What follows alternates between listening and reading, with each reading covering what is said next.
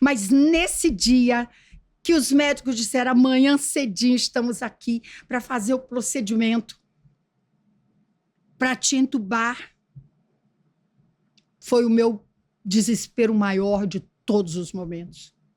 Aí eu cheguei, quando eles foram embora, tinham 2 pessoas no meu quarto, na poltrona. Uma médica que tinha feito cirurgia plástica e um porteiro de um prédio, seu Jorge. A médica, eu não lembro o nome. Ele estava no meu quarto. Eu já estava andando com muita dificuldade, além de tudo inchada. Equivalia a eu estar com mais de 125 quilos. Inchada. Cheia de dobras de inchaço no corpo. Restava muito pouco daquela atriz, modelo, Miss. E quando então eu me tomei de raiva. Com a médica ali no quarto ainda? Não, a médica tinha ido só me visitar. Tá. Ela não estava indo fazer nada comigo, não. Eles iam toda tarde lá. Me visitar era mais ou menos 6 horas, 5h30 para 6 horas. E eu, naquele momento, entrei em pânico, desespero, e levantei, peguei um papel e escrevi um bilhete de despedida para o meu filho, que esse bilhete está aí no livro, prefiro não falar. Despedindo dele. E fui, segurando pela cama, que era o leito, até a janela da grade. Segurei na janela. Estava ainda o sol, batendo dentro do quarto, sol vermelho, por cima do muro da Santa Casa. Aí eu dei um grito, com meu último fôlego. Porque eu falei, agora que vai irritar a garganta mesmo, eu não vou poder falar mais nada. E eu gritei, Deus! Meu grito foi tão alto que eu me lembro do barulho dos pombos da Santa Casa, rodando, voando e saindo dali. Me lembro dos talheres, do jantar que estava sendo servido e que silenciou. Ficou aquele silêncio na Santa Casa. Quando eu terminei de dizer Deus, eu disse, se o Senhor existe, se apresenta para mim. Eu te desafio. Me cura, Deus. Mas, tem que ser amanhã. Se for depois da manhã, não vai adiantar mais. E me lembro, olha bem, do casal, né? Casal de amigos, mas não eram casados. Era seu Jorge e a médica, que olharam para mim, quando eu larguei a janela, que eu virei para eles estavam olhando para mim com raiva. Que isso? Quem é essa louca desafiando Deus? Por que não fica quieta e morre sossegada? É assim, viu? É assim. Aí eu olhei para eles, não disse nada, não. Aí o seu Jorge falou assim, a senhora pelo menos dá uma chancezinha para Deus, a senhora falou amanhã, dá uma chance para Deus assim de uns 20 dias. Eu falei, seu Jorge, eu não vou ter nem 20 dias de vida. Aí fui me ajeitando na cama, deitei, virei de lado e dormi. Que sono horrível. Um sono de trevas. Aquela escuridão. Como eu estava vivendo naquela escuridão. Mas, de repente, eu sentei no meio de um sonho. E quando eu sentei, eu estava dentro de alguma coisa sólida. Seria Nova Jerusalém? Seria uma carruagem de fogo de Elias? O que seria? Não sei. Não tinha placa. Eu sentei. Olhei em frente. Eu tenho melhores descrições no livro. Porque o livro tem 354 páginas, dá para contar detalhes. Mas você estava sonhando ou você havia sido arrebatada? Não sei. Eu sei que eu disse, é um sonho? Eu não sabia.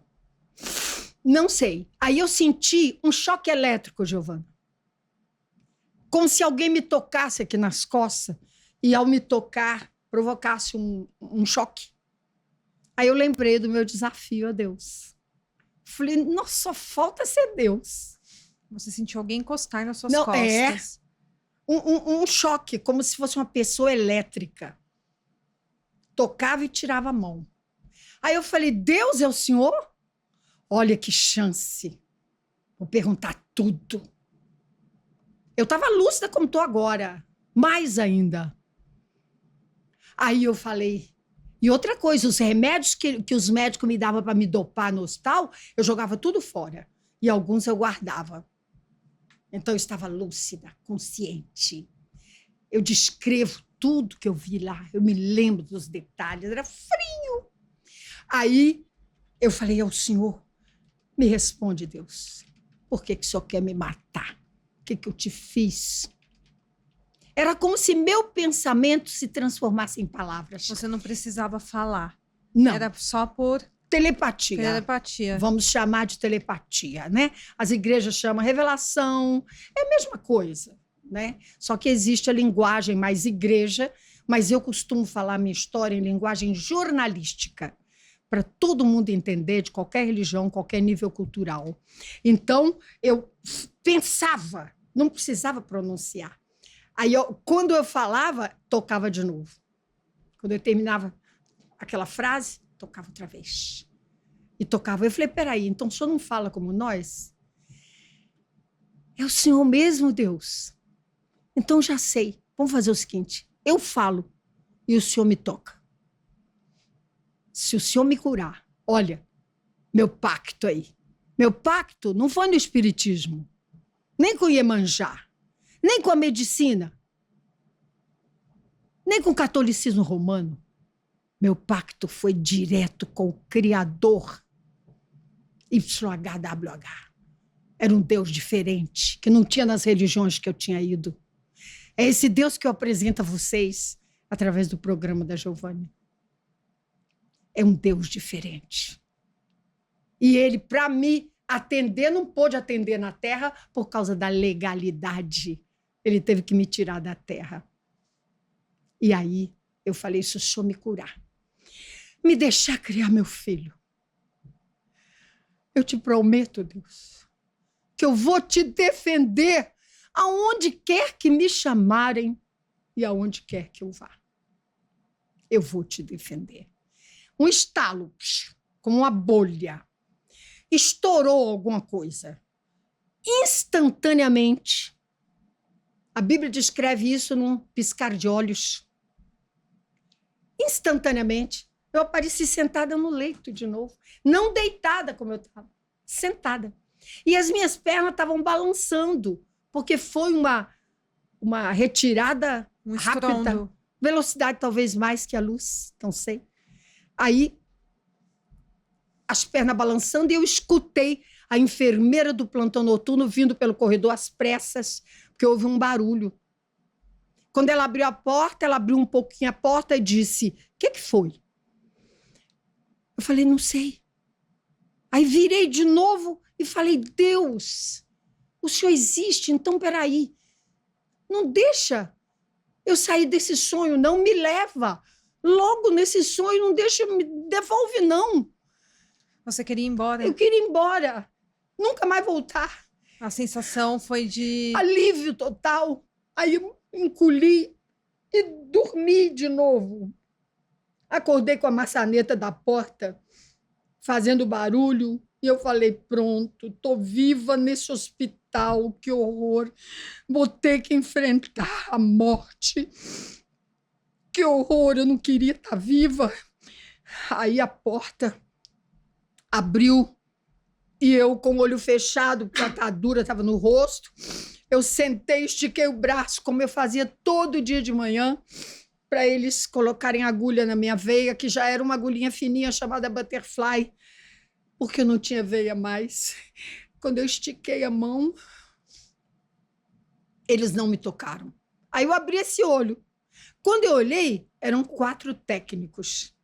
Eles estavam já dentro do quarto de equipamento na mão, paralisados, olhando para mim, apavorados, parados.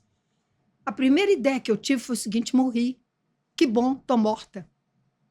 Eles estão olhando para mim com medo, porque eu estou morta. Você achou que estava conseguindo ter alguma consciência mesmo morta? Mesmo Isso pós-morte. Você sabe que isso me surpreendeu? Eu falei, meu Deus, então isso tem isso até no meu livro, Giovana. Eu falei assim, eu pensei assim, esse negócio de alma existe mesmo, porque eu estou pensando direitinho aqui, estou vendo eles, então alma e espírito é verdade. Aí eu vim com a mão na atadura, que parava em 10 centímetros, só que não parou, desceu no nível da face. Quando eu tirei a mão, a atadura enorme caiu no meu colo. Não havia mais os 10 centímetros na face. Tinha sumido? Tava tudo murcho. Não sumiu. Virou uma membrana. Virou uma membrana como, sei lá, vou comparar mal. Quando você joga um bife de fígado na banha assim, bife de fígado fininho, ele faz aquele geado assim. Secou? Não, molhado. Molhado? Estava molhado, mas no nível da face, e mais fundo até do que a face. E aí eu olhei a atadura, pela primeira vez ela estava limpa, só estava úmida, mas não tinha mais pus, nem pedaço necrosado do rosto. Ela estava limpa. Aí eu vim com a mão no nariz, que estava envergado para cá, e a boca aqui. Quando eu passei a mão no nariz e na boca, estavam no lugar. Passei a mão na outra chaga, tinha murchado. Aí eu gritei, eu não quis saber de nada. Eu gritei, Deus existe! Vejam bem, eu não gritei, eu estou curada. Eu gritei, Deus existe. Isso é muito mais importante do que a cura. Isso é a coisa mais importante do planeta Terra em todas as gerações. Isso é a coisa mais importante para a humanidade. Existir um Criador que o ser humano pode se comunicar com ele. Isso é muito mais importante. E foi o que eu gritei. Peguei a atadura e botei aqui. Porque eu não estava tudo em carne viva, né? Aí eu saí gritando pela Santa Casa. Eu me lembro que muito tempo depois, horas depois, me acharam num corredor, me pegaram e trouxeram para o quarto, me encostaram na parede. E aí tiraram foto, o doutor Aloysio Argolo tirou essas fotos, e eu já vi o quarto cheio de gente. A irmã de caridade chegou, caiu de joelho, disse, tem 32 anos que eu trabalho aqui, nunca vi isso na minha vida. A irmã Odila falou. 3 pessoas que viviam no meu corredor, uma mulher e 2 homens, eu não sabia o que eles faziam ali, de plantão na minha porta. Eram donos de empresa funerária. Eles ficam esperando a pessoa morrer para oferecer o serviço deles. Para a família. Pois eles estavam dentro do quarto, apavorados, perderam aquele dinheiro, aquela mercadoria, porque não ia haver velório mais. E todo o quarto cheio de gente, e eu só falava uma coisa, Deus existe, Deus existe, Deus existe. Eu passei vários dias dizendo isso, daqui a pouco aquelas pessoas foram embora, daqui a pouco eu estava comendo, daqui a pouco eu peguei o meu ventilador, peguei a minha cesta, que minha mãe tinha me dado de presente redonda de palha, botei minhas coisas dentro, dei umas coisas de presente para as enfermeiras, saí pelo corredor e desci aquela escada. Ainda levei arrastando, o que agarrou no ventilador, um lençol da Santa Casa. Eu desci aquela escada, voando aquele lençol, e eu não me lembro se eu fui para casa a pé, gritando Deus existe pela rua, ou andando. Eu não morava muito longe da Santa Casa. Você teve alta depois de quanto tempo? Não, ninguém me deu alta, não. Eu fui embora. Você saiu? Mas não estou ensinando você a fazer isso, não, tá? Eu já tive outras experiências em medicina que eu, claro, espero alta. Era aquela situação. Sim. Não tive alta. 3 dias depois eu fui embora. Mas antes de a gente continuar aqui, deixa eu te perguntar, na sua visão que você teve naquela madrugada que você recebeu a cura do seu câncer, o que você viu? Dá para Que descrever um visão? pouco? Que você foi levada, que você Ah, que conversou com Deus? eu abri os olhos, eu já estava. Como que era o Olha, lugar? pela minha descrição, eu te digo que eu estava no universo, viajando, dentro de alguma coisa, tá? E tem muito veículo na Bíblia que se fala, né? Muito. Elias mesmo foi sequestrado em um, né? E não sei o que era. Eu só sei que eu estava, era tudo meio cinza, era muito frio, tinha uma nuvem assim no chão de tanto frio, como se fosse vapor gelado. E eu estava com a atadura no rosto, o tumor estava no rosto. E você ficou de costas? Eu sentei no leito. Era alguma coisa parecendo um leito, mas era reta, retilínea. Diríamos uma coisa moderna, né? Que ainda não tem nem até hoje. Alguma coisa assim. E eu sentei, foi por isso que eu sentia tocar nas minhas costas. Porque eu sentei para ver onde eu estava. Eu pensei que eu estava na Santa Casa. Quando eu sentei, eu pensei que era o leito da Santa Casa. E não era. Muito metálico, muito metálico. Agora eu quero pular para quando eu cheguei em casa, que algo extraordinário aconteceu. Eu fui andando com a atadura já colocada direitinho, porque eu levei uns 3 dias ainda no hospital, né? Desci aquela escadaria, fui. Quando eu cheguei no meu prédio, eu subi e aquele corredor que eu nunca esqueci tinha minha porta. E quando eu cheguei na minha porta, eu toco a campainha. Quem abre a porta? Meu filho. O Albert. Meu filho de 5 aninhos que ia ficar órfão.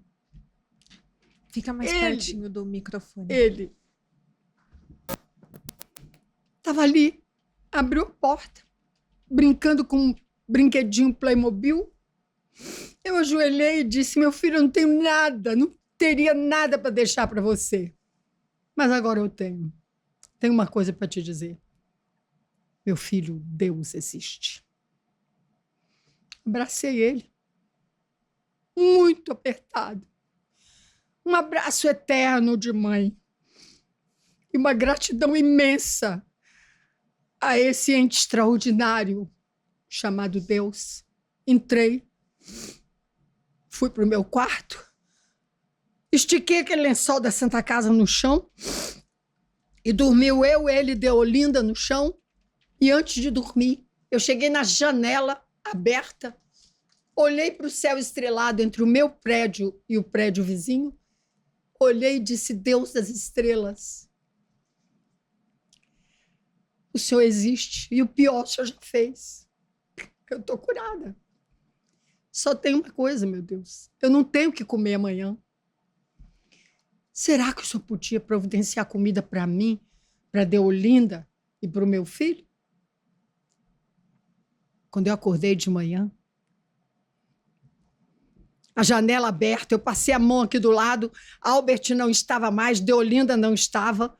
Aquela voz, eu sou seu câncer, silenciou, não tinha mais. E aí eu ouvi um grunhido, uns piados. Quando eu virei, que eu olhei a janela aqui do meu lado, ela estava crivada de pombos. Quando eu vi os pombos, eu entendi na hora. Gritei: Albert, meu filho, traz milho. Deolinda, traz um saco. Deus mandou pombo e nós vamos comer pombo. Meu Deus. E eu comi pombo Vocês 2 comeram anos. pombo?